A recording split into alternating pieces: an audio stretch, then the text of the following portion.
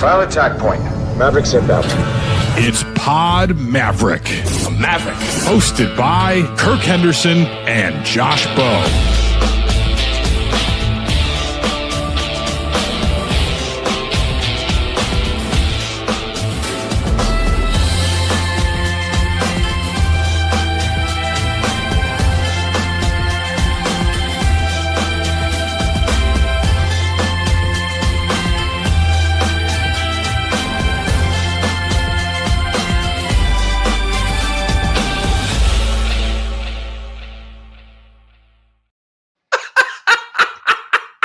Holy crap, welcome to Pod Maverick. This is Kirk Henderson and Josh Bowe joining you guys for what is not, I have the wrong, there we go. We have After Dark off-season edition. What's wrong with me?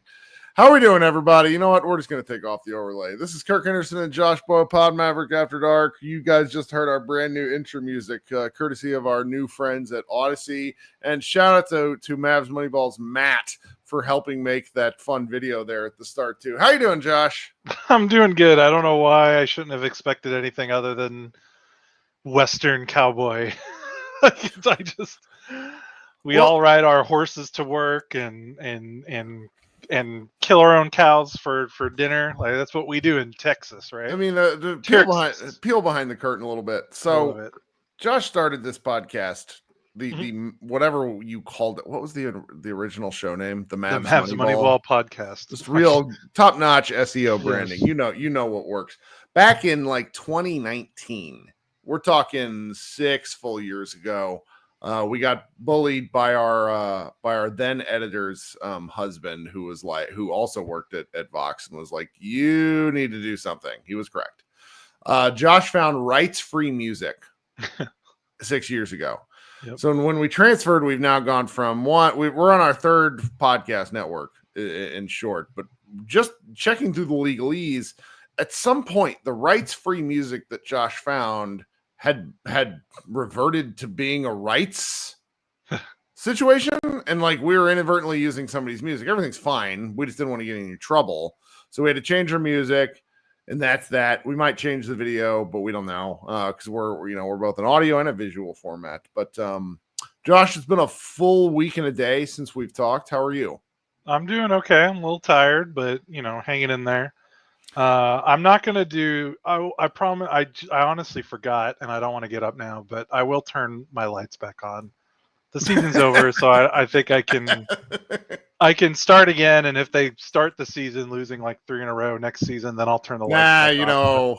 Until some news happens, like we have a couple of Mavs things to talk about, but like we're sitting here and we're in this kind of lull. So the lottery happens on my birthday, May 12th, my Dirk Nowitzki year, and I am fully convinced they're going to get the number 1 pick. I've not actually voiced that in any way, shape, or form until right now, because the Mavericks getting the number 1 pick would be the single funniest outcome of any, just because of the range of outcomes from the Mavericks getting the number 1 pick is horrifying. It would be perfect for our podcast and for my life, but we have roughly 12 days until that happens. So Josh and I are in a little bit of a lull zone here. And what I wanted to do, because I've been paying attention to the playoffs and I have some playoff thoughts. I'm not sure if Josh has playoff thoughts. There's been, there's 16 teams in the playoffs, which means 8 series. And I just wanted to kind of go through each one real quick and issue my thoughts. The first one that I wanted to talk about is the now finished Thunder Grizzlies series. The Oklahoma City Thunder swept the Grizzlies 4-0. And the main thing I want to say with regard to that series is I am glad we did not have to be on the shit end of that ass whooping that the Grizzlies got over 4 straight games. That wouldn't have been pretty. I mean, there was a one Ja Morant layup attempt where he went up for a reverse and actually hit the side of the backboard on the reverse.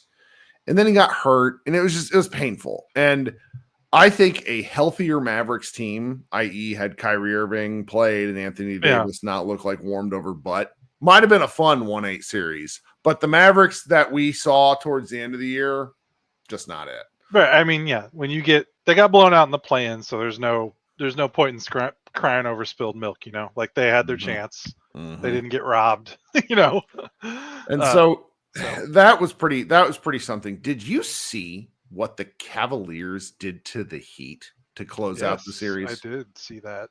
I mean, can we look, they're never going to get rid of the play-in. No. I get it. Can we get rid of the Eastern Conference play-in? At least that for come on, man. Both the 7-8 series were dog water. Just I can't. The Heat are a JV basketball team, and they got the numbers that the Cavaliers put up in that game. It was the most efficient first round series in terms of point differential, all the major metrics than anything we've ever seen in history. They got beat by 122 points over 4 games. That's hard to do. That's hard to do, even for bad teams. Okay. Right. That was just my main thought there.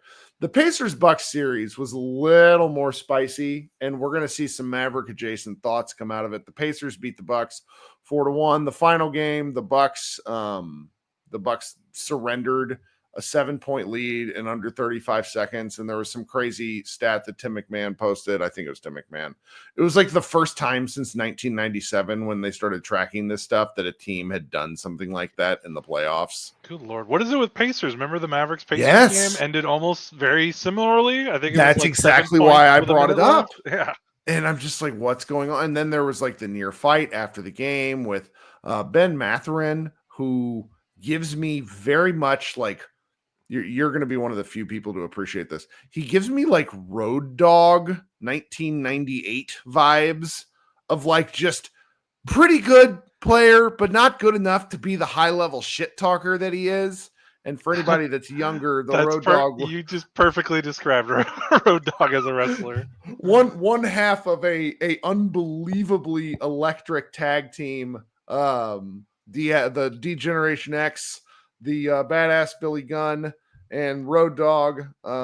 Anyway, and so then after the game, there was Tyrese Halliburton's dad yelling at Giannis Antetokounmpo in one of the most AAU ass things I've actually seen on an NBA court. It really was. My buddy Matt Moore was defending Halliburton, and I'm Halliburton went to the post game wearing sunglasses like he was Apollo Creed in Rocky 2. Take the fucking sunglasses off and look at the camera. If you and your daddy are going to talk big shit, get up there and put it up, because what's going to happen next is I think the Cavs are going to absolutely detonate on the Pacers. That's what I think. They might. I thought it was. I like the Pacers. Not shit talk is like them. I like their roster. I've been envious of their roster for 5 years. Their combination of youth, and then I've always loved Siakam. I remember when we talked about the Mavericks trying to trade for Siakam, I was always pushing every lever, because I think he's an awesome player. Miles Turner is my guy, literally my guy. My own high That's school. right. Yeah. Still think about what would have happened if I was born 5 years later, and what those practices would have looked like. He would have thrown me in the trash can every day for 3 years. It would have been hilarious. Seriously, not even serious, a boy, boys among men among boys kind of thing would have gone on there. But I just like their roster. They got a really cool combination of youth and veterans, and they're a little chaotic, and then I like how they play. Their style is fun. So I don't know if they're good. But they're fun. They're fun. You're right. And the next round series between the Cavs and the Pacers is going to be that kind of fun. Sticking in the Eastern Conference, I have a secret. I've developed a secret love for the Pistons since they horsewhipped the Mavericks. No, the Mavericks lost to them in that game. Isn't that right? I know, but I'm saying, do you like him because of your Ron Hollins, your boy, right? Well, he's, look, Ron Hollins is the kind of guy that I expect to start an international incident one day. He's just absolutely Looney Tunes. For anybody that doesn't know or doesn't remember, he was part of I want to say it was the 2022 UIL state championship Duncanville team where Anthony Black also played. And Ron Hollins just nuts. He plays hard all the time, love him to pieces. But they're playing the Knicks, and the Knicks are a team that is like just the perfect East Coast bias team where they have a superstar in Jaylen Brunson who I love, and I mean this like thoroughly. I am so like, you know how you say I'm happy we don't, you occasionally joke, and it's not really a joke, that we don't have to engage in the Luka discourse anymore about his defense, his offense, yada yada yada. Just the general stuff that come with Luka. I am really glad we don't have to talk about Jaylen Brunson, because Jaylen Brunson plays a super frustrating version of all of the worst things about Luka, in my opinion. He just like iso ball, dribble, pump fake, grift, score. What do you think? Am I out of bounds there? No, I don't. No, you're not. I mean, it's definitely like, yeah, it's the he's the epitome of like the falling over. Like, just that's the offense that he has. He dribbles and he falls, and like all these guys love to fall down. Doesn't matter how hard they get hit, doesn't matter where they get touched. They just love to fall down, and it kind of sucks to watch sometimes. But he's also, I mean, he's really good, and he's like, I do, and I don't envy that part of his game and talking about it, but I envy like he definitely has a toughness about him that I admire. Like his ability to fight through injuries, which he shares with Luka, who did that a lot. Like I like that part of him, and it's like I like his personality. Obviously, I mean, we watched him for a while. You're right, but no, I know what you mean. I mean, it's a great series. I hope it goes 7. They're currently, the Knicks are winning because the refs screwed former Maverick Tim Hardaway Jr. out of a 3-point attempt to win the game, where he got fouled on the final shot. And the secret thing that I'm okay saying on a Mavericks podcast, but I probably would never tweet out loud, I don't think Tim Hardaway would have made the free throws. How much were they down? Were they down by 3 or 2? They're down by 1. Oh, he would have made 1 at least. Oh, am I wrong? I don't know. It doesn't matter. I just like, look, I watched him to make 1. Tim Hardaway free throws in clutch time. He sank like a brick. Like it was bad. He lost a number of games in the early Luka years because he couldn't hit free throws. But that's just me being an asshole. Staying in the Eastern Conference, the Celtics beat the Mavericks the Magic 4-1. The Magic are just I don't want to see the Magic on my television ever again. No, like nope. No. Tired of it. They need it like who's their best player? Paolo Banchero is Julius Randle East. And we're going to talk about Randle in a second, but I can't with him. I don't like him. I like Anthony. I like our guy Anthony Black. Yes. I like Jalen Suggs, but I don't know. Yeah, I like their guys individually, but that team, just can we stop trying to do the no shooters, everyone's 6'8"? Like they've tried it for like 5 years. Get some damn guards that know how to shoot on that team, for the love of God. Don't put them on national TV ever again until they get a guard that can hit like 37% of his pull-up threes. Right. Like somebody like 30 bajillion-year-old Fred VanVleet. Like that's like their answer. We're going to talk about the Rockets shortly, but that's just where my brain is. It's so messy. Speaking of that, let's just like pivot all the way over to Rockets Warriors. The Rockets destroyed the Warriors earlier tonight to make that a 3-2 series with the Warriors up 3. The Rockets are a riot. They're just a riot. Have you seen any of this series? Yeah, they're hilarious. They're I mean, they're going to have personality to make a of their trade coach. They're going to have to make a trade because Jalen Green is not him. Yeah, they got too many, and they got too many guys. I mean, they literally have too many. They're going to run into the Oklahoma City problem, where they have so many first-round picks on the roster that have already been picked, and they have more to pick. Like they're literally going to run out of room. Like they can't keep all of because they've got so many picks coming to them from trading James Harden. Like they can't keep all of the, like they're gonna, whether they want to or not, they're gonna have to make a trade because they can't roster all these draft picks that are coming to them because they already don't play Cam Whitmore and Reed Shepherd, who would probably be like the 5th, the 6th and 7th best players on Orlando. I mean, they'd be like the 3rd or 4th best players on Miami, those are 2 playoff teams. How good would they be on the Mavericks? They would be. Cam Whitmore would start I think, right? Yeah, Whitmore played Reed 2 Shepherd would minutes. start too. Reed Shepherd played 7 minutes, but this And they're so let me- good. Like, it's nothing against them. Like, those Mhm. guys are super talented. Although I know Whitmore's got some. I don't think he meshes Did well. you with see Amon Udoka, but Thompson's his stat talent- line? I have to read you Amon Thompson's stat line if you didn't see it tonight, just to get your Right now? reaction live Yeah, on air. Okay, yeah. 25 points, Yeah. 6 rebounds, 3 assists, 5 steals, 3 blocks. God damn. Like that's not a thing. Almost a 5x5 Almost a 5x5 in a do or die playoff game. in his first as a 20. Holy How old is he? shit. 20 years old? 21? Him and his brother, who Asar Thompson, 22. who's also on the Pistons. Quite the performance. I love him, man. We're big men guys. Well, We've always been. it's awesome. like so like the Rockets may have to trade Giannis. The Rockets should be a contender to trade for Giannis Antetokounmpo, and they should demand Amon Thompson is what they should do.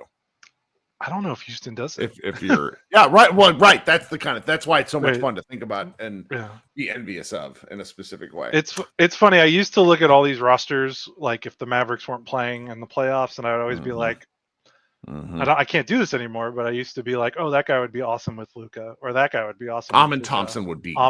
Could you imagine? I wish like there's That's about a perfect running mate as you can have. And there's questions about his shooting, but you know what, you live with it. All right, so there's 2 more series I want to discuss, obviously, because there are only 2 left. The Lakers are currently losing to the Timberwolves 31-34, but they got off to a truly horrid start. Like it was, and this is game 5. They scored they scored 22 points in the first quarter of this game. Actually, it's 36-34. I clicked into the series now. But at one point, they had 9 points with 4 minutes left in the quarter. I think it was like 21-9. Yeah, and I'm pretty sure the Lakers are going to win this one. Like it's like Luka has one of 2 ways that he plays a game. He either starts awesome or he finishes awesome. Those are the 2. Like you get those 2 things. And he's currently 0 for 4, and the Lakers are down 2. So good fucking luck, Minnesota. Good luck. And I don't think the NBA, not to put on tinfoil hat, but I don't think the NBA wants the series to end in 5 games.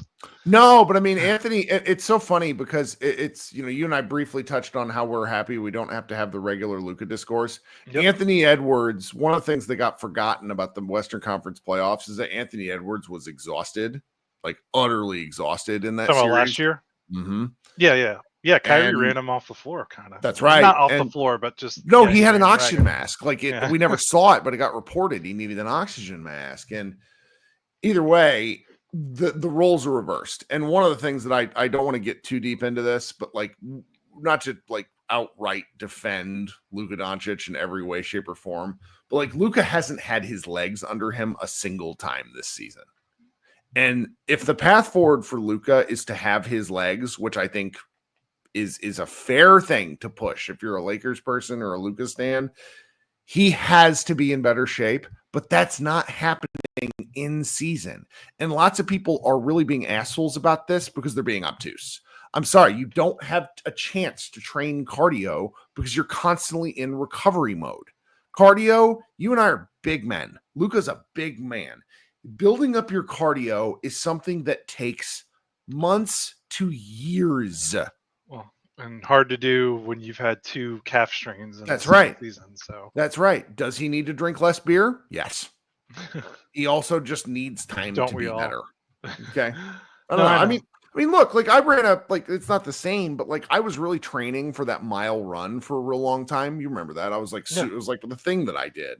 And once I hit my goal and I stopped training for a month, and then I tried it again and was like, "Oh, how lose it fast?" Yeah. How the fuck? I was baffled. I was like, "How did I lose it this fast?" And it's like, "Oh yeah, this is what it's like once you get older." Man, we're already 20 minutes into the show. Last thoughts. The Nuggets. This Nuggets Clippers series is insane. Have you watched any of this at all? This is the series I think I've watched the most. Yep, me too. It's really good, partly because I know people are going to be like Mavs fans are going to be mad, but I've kind of grown fond of this Clippers team. Yeah, like just like they're really good, and it's like Harden is still kind of Harden, but like he's been really good. Now he no-showed the last game, so it's kind of funny. He's It's actually no-showed like the last 2 games, and it's kind of like he's blowing up my take, because I said in our Slack, I said I think the Clippers, like before the playoffs started, and then especially so after game 1, I think I said like the Clippers are going to go to the finals, because like Kawhi was looking like San Antonio, Toronto Kawhi, Harden's looking like Houston Harden, and like their team is just like Norm Powell's good, Zubats is good. They've got the right mix of like talented role players. Like I really like how their team's put together, and I think Ty Lue's the most underrated coach in the league. I think every LeBron coach gets kind of thrown under the bus a little bit, because you just give so much of the That's right. credit to LeBron, which is fair. Like the players deserve most of the credit here, especially someone like LeBron. But like Ty Lue's a really good coach. And yeah, now they're one loss away from not making it out of the first round, but they're still like really good. I think they got the worst draw, for them, compared to like if they could have played the Lakers, or if they could have played even this Rockets team, I think they'd be, or the Rockets, or if they could have played even the Timberwolves, I think they'd be doing better.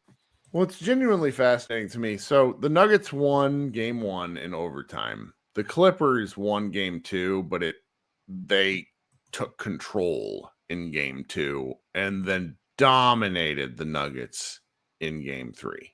Yeah. And so as I'm watching the series, watching the Nuggets go down 2-1, one of the things I was really interested in, and then game 3 was like a game where Kawhi was just unstoppable, was, can we ever be in a position with just in the basketball nerddom to discuss how incredible the 2020 and 2021 series were between the Mavericks and the Clippers? Because a lot of people shit on the Mavericks for those series for losing, because they were up 2-0 and then Carlisle killed them with a timeout, ruined the momentum in game 3. Kawhi just went nuts in game 6, and probably the single best basketball game I think I'll ever see for a non-Maverick.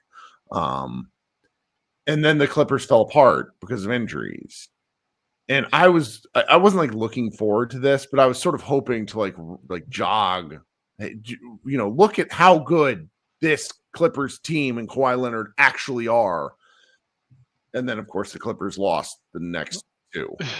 And are on the verge of elimination, and they play tomorrow on TNT, 9 p.m. It's going to be probably the game that I watch. And I don't know. I don't want either team to win. I'm not like, I want all these teams to fall into the ocean, but I was looking forward to something. Do you know what I mean? No, yeah, for sure. And then like the Nuggets are good, Jokic is good, so that nothing really needs to be said there. But then I keep thinking about the Clippers, because they should have been awful this year. Like the fact that they're the 5th seed and they won 50 games is kind of insane considering their off season. Yeah. And judging by they seem, in a year where it seems like not a lot of NBA organizations have their shit together, to put it lightly. The Mavericks, the Nuggets, the Grizzlies, some other teams have already fired GMs and coaches, of course. Like the Clippers, just like Lue is as solid as it comes as a coach. Their front office doesn't seem to be total jackasses.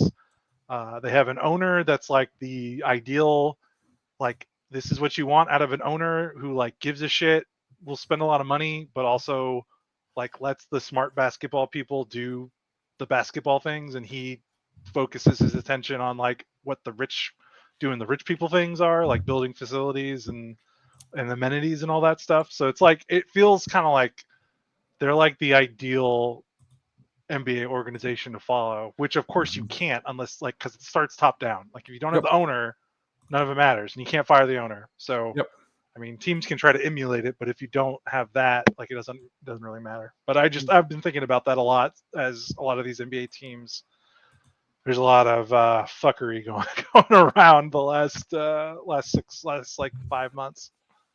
Well, speaking of fuckery, now's my attempt to insert ads into the audio-only version of our stream. Thank you for the people who have let me know that they're still not populating. Shout out to my homies at Odyssey who are telling me that's normal and making me paranoid. Ads are really the way Josh and I get paid. So if they're in the audio stream, if you guys could listen to those, that'd be great. We'll be right back to talk actual Mavs stuff.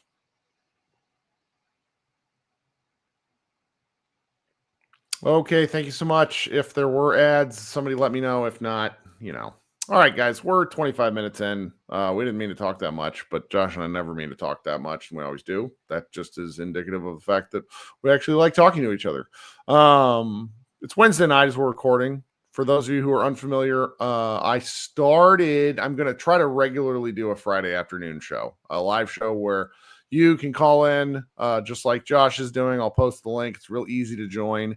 Call it Mavs Happy Hour. It's going to be 3 p.m. on Fridays here on YouTube.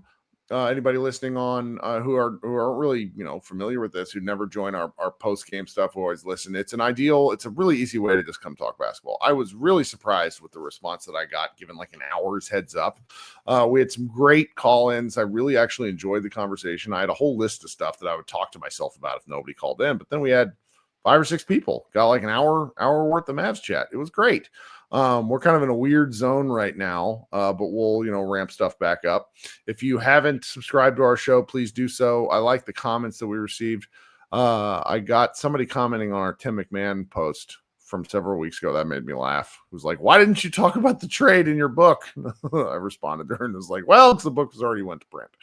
Anyway, let's see here. The Mavs stuff. We have 2 things on our agenda that were really kind of boring. And, I wanted to point out the ridiculousness of the fact that this was the first week since the Luka Doncic trade where we haven't had something insane disclosed. It's been a long time. Yep. It's kind of nice. Yeah, it helps that there's no games. So local media is done. They have no reason to write about the team anymore. Did you see Mike Curtis's Dallas Morning News article? Yeah, about Anthony Davis. Yeah, that was good. But I meant like new, like there's no reason to like poke around right now. And then all the national guys are like McMahon's. What 2 of his team, Wolves and Rockets, fall under his beat. Yeah. So like he's got plenty to, and Memphis falls under his beat. I guess OKC maybe does too. I can't remember what was. I don't even know if he still has that responsibility anymore. Right. But I think he's just ESPN now. I remember that's what he used to do, is had some Western Conference teams under his belt that he would cover specifically. But they're all busy doing that. So I feel like no one's really putting the microscope on them too hard right now, because there's no news, and thankfully Nico has just crawled back into whatever hole he is hiding in, I guess, because I still feel like, I don't know if this is true, but like he can't be going out in public, because I feel like we would have known. Like that's a good point. People take pictures, and there's all sorts of rude people that do that sort of stuff to public officials. Yeah. So, I do want to just. I'm trying to think how to phrase this nicely. I thought that Mike Curtis' Dallas Morning News piece on Anthony Davis was excellent. I will contend with the title and the way it was framed, where he basically was like, Anthony Davis is built for this. And like, you can. He quite literally is. He's quite literally built for being on bad teams, is like that. That's not what Mike intended. But that's Anthony Davis is not a number 1 option. So let's quit making fetch happen. Let's start with the weird Mavericks news first, because this one cracked me up.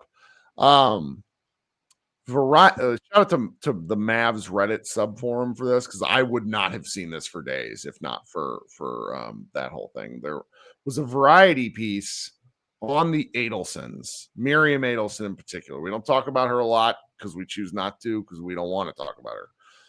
That essentially said, since the inauguration, really kind of goes back further, late 2023, 2024, early 2025, Miriam Adelson and Sands Corp, which is the parent company that owns the Mavericks, has taken an absolute shit kicking in every possible advent of their business. Like, it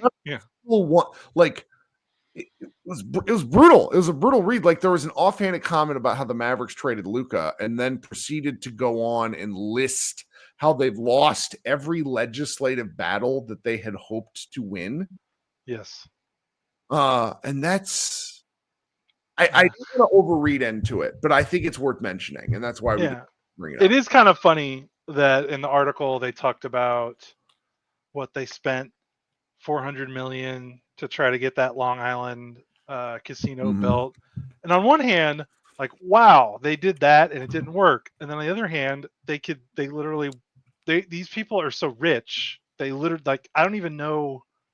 I don't know. I can't decide if they even know, like, does that bother them? Like, And one of the things that I found do they notice fascinating it? for me is like a person that enjoys reading business stuff, because I'm a sicko.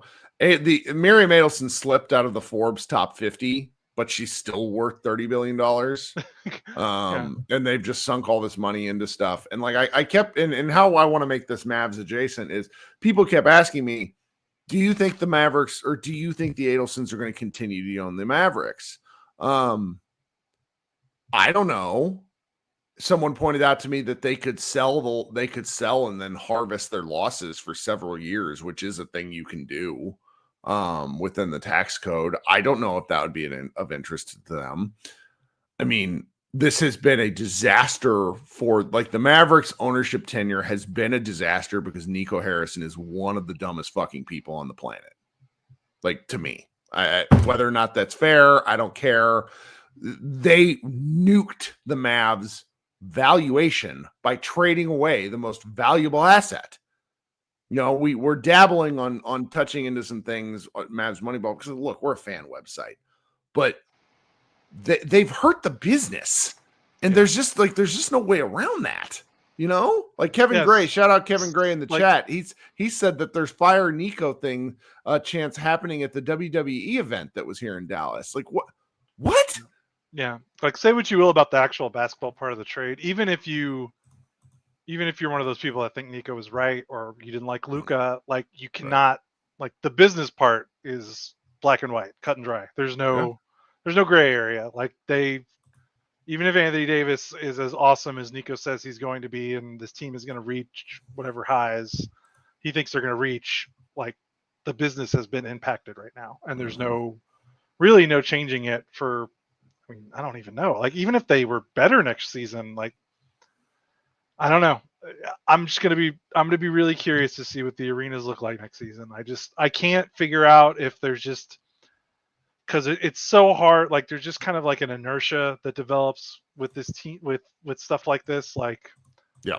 But we've heard enough story. Like, it's one of those things where I'm kind of rambling, but it's like, how much do you want to trust like all these individual anecdotes? Because it's like, okay, we're hearing all of this, but like, there are still, like, DFW is a very big area, and the American Airlines Center is 19,000 capacity. Like, even if 5 million Mavericks fans swear they're never going to watch a Mavericks game or spend another cent on the team again, obviously they would feel that, but you could still find 15,000 people to get to the AAC. I mean, Cuban did it for years. Like, the Mavericks weren't always good during Cuban's ownership, and they had that ridiculously funny sellout streak. Oh yeah, well, that was sellout. But yeah, I know what you mean. Well, we just wanted to touch base on that. Then the last thing, we'll get out of Dodge. This is a fun thing, and I'm glad we saved it for last because there's some fun. I think it's like we've known for quite some time that Dirk Nowitzki was going to be part of Amazon NBA coverage. He's going to be part of, I think, their studio show. Steve Nash, who is currently part of LeBron James's podcast, can't remember what it's called. Jason Gallagher will kill me, but he's joining that team, and the collective Amazon team is quite excellent, in my opinion. Who is it besides Dirk and Nash? I know Taylor Rooks. I don't remember who else. Dwayne Wade, right? Let me see here. NBA on so there's Dwayne Wade, Candace Parker, which I think might be doing game-to-game coverage. Candace Parker joining is interesting. She's been with TNT. Who else? Stan Van Gundy will be a color commentator. What else do we got? I'm getting ads that are popping up, so I'm trying to read this. Taylor Rooks, Blake Griffin, Dirk Nowitzki, Ian Eagle, and Kevin Harlan. Money. Yeah, like, that's pretty good. That's a good crop.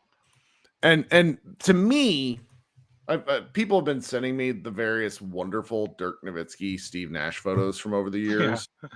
And I think one of the things that is kind of undervalued but for me that I tend to forget, you know, like ESPN's coverage makes me so sick because it's gross.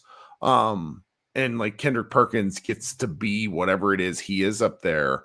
one of the things that makes the TNT coverage work for so many people is the fact that Kenny, Chuck, and Charles are all friends. And they're funny. And they're entertaining. funny. Even if they say stupid shit, they're funny. Dirk and Nash are friends. So Yeah. friends talking basketball is important. It works. And like Dirk, like we know that Dirk's funny. Yep.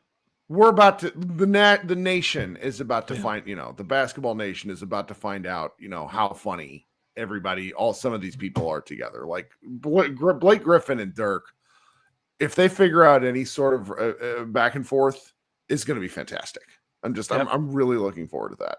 Yeah, I think Dirk has definitely got the personality to be very entertaining. I am super curious to get a more consistent stream of his basketball takes because he really doesn't give them that much. I think it's on purpose.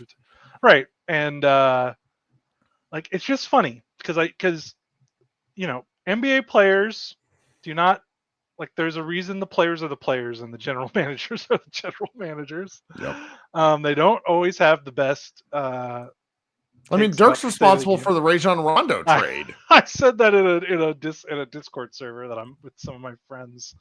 We love it, but it is what it is. Right. So I'm very curious to hear what his takes are. I'm sure they'll be fine, but there could be some potential for some hot takes that aren't, driven by the narrative stuff, just in terms of the basketball stuff. It could be fun, but at bare minimum, regardless of whether you think the basketball critique is good or bad, they'll be fun. I think they'll be entertaining to watch because Blake is a funny guy too.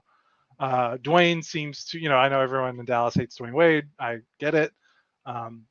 They all seem like guys that don't hate the product or don't hate the current generation of guys. So that also helps too.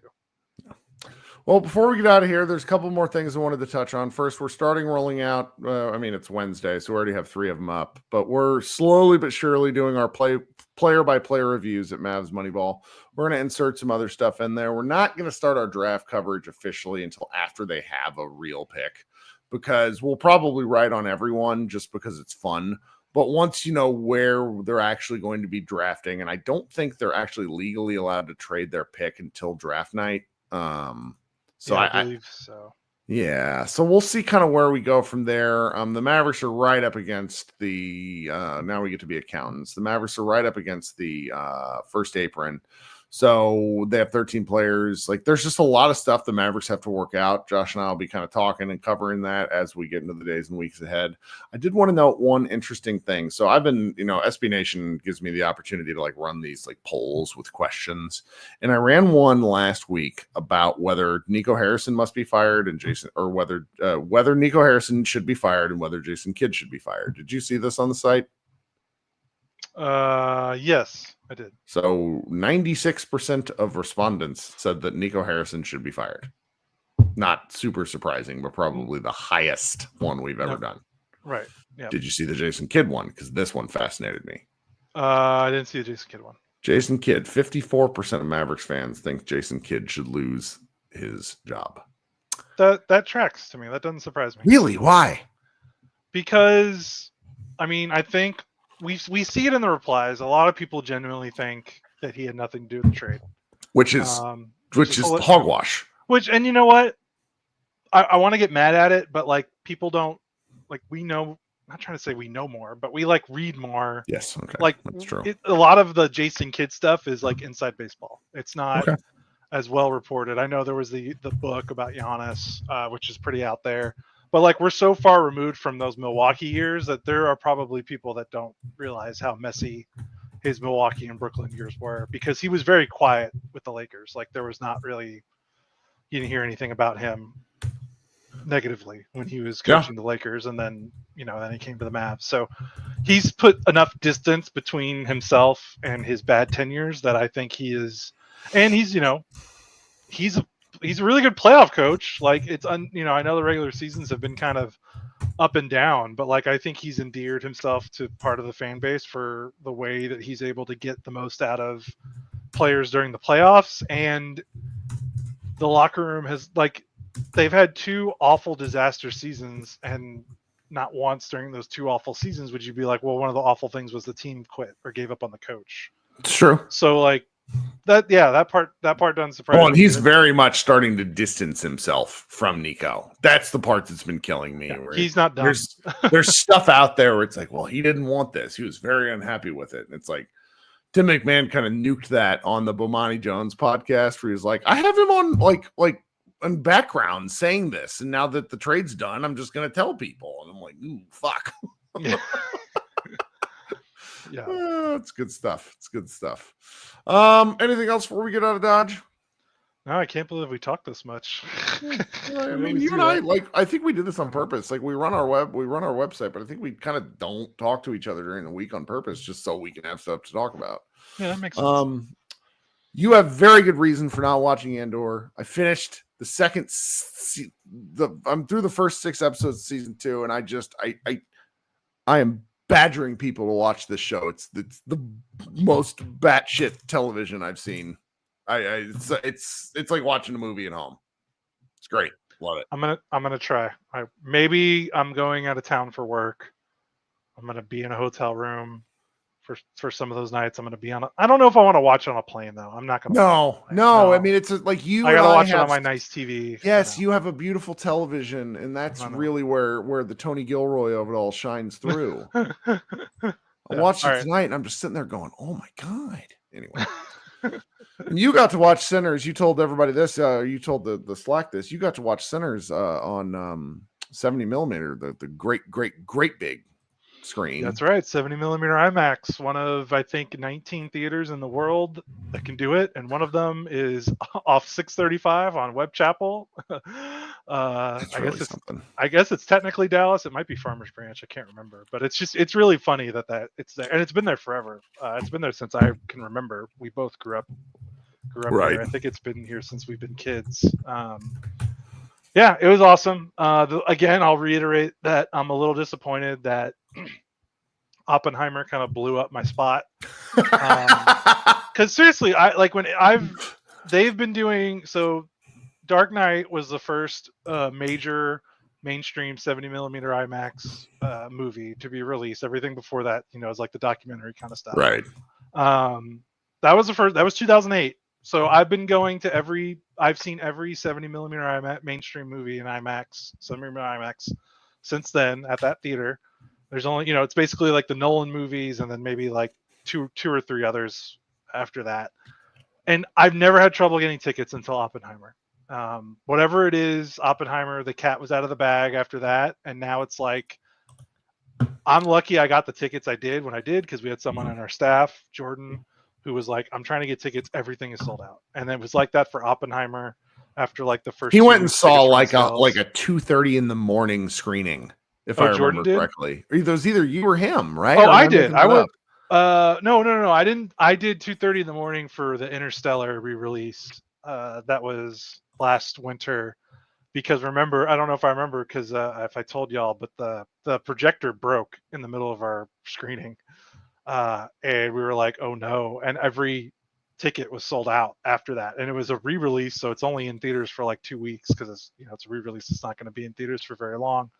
So I was following on Reddit, the projectionist was posting on Reddit, like, we ordered the part, here's the FedEx tracking. It's coming in. I'll tell you when it's up. And so I got lucky, because what they did was they canceled the tickets because the projector was broke. And then they put them back up, and I happened to get a seat for 2:30 in the morning, because it's Megan's favorite movie. It was one of the first movies we saw together when we were dating. It was really funny because she was like she's into movies, but she didn't know what we were doing. And we walked into the theater, and she's like, "What the fuck is this? Like, why are we here? And like, why is this manager talking to us before the movie's starting? Why is he telling me this?" And I'm like, just wait. And now it's her favorite movie. It's probably her favorite movie experience ever. Love that. Yeah, it's it's probably, I think it's too late for anyone in the DFW area to go, but no, but this is good, because if there's demand for this stuff, that means right. We'll bring it back. Maybe we'll get more expensive ticket prices, which sucks. But for people who like movies, and Jack, I have somehow hired over the years, I've somehow hired like actual film connoisseurs, like not just people who like movies, but people who like film, And you guys are all in. It's great for this stuff. It's great. And that's honestly partially why I'm being a ridiculous asshat about Andor to you. I know, because it's right up my road. It should be on the, like, I would kill to see.